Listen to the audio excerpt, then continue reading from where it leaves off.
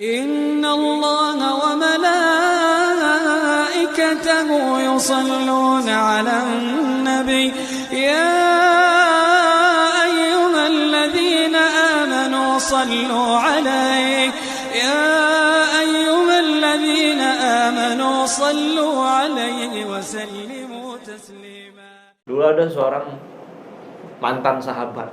Saya mengatakan mantan sahabat. Ada seorang datang kepada Nabi. Dia datang, dia ini orang fakir. Kalau sholat di Masjid Nabawi, dia terakhir datang, dia juga pertama kali pergi. Jadi datang terakhir, pulang awal. Maka dia sowan kepada Nabi.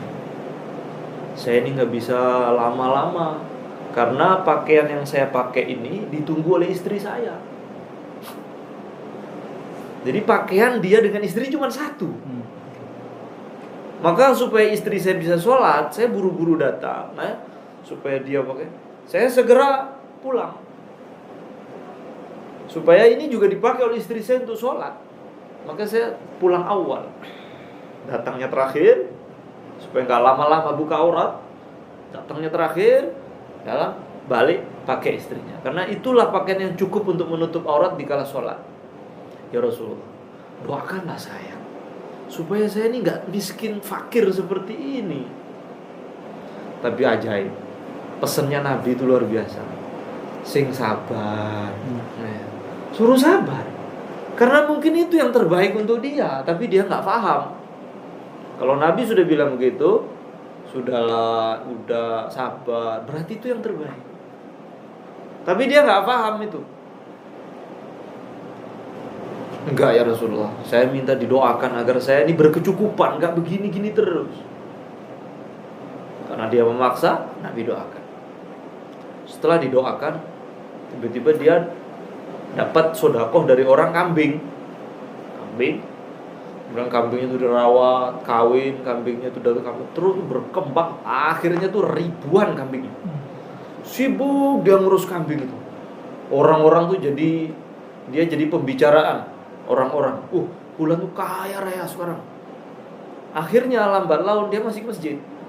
Setelah kambingnya sudah ribuan, 4.000, 5.000, sudah mulai telat dia, jarang ke masjid. Jarang ke masjid sudah.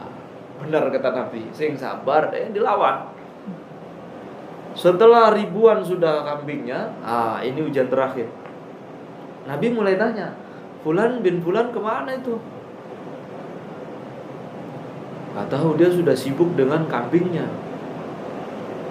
Kemudian Nabi perintahkan untuk ngambil zakatnya kambing itu.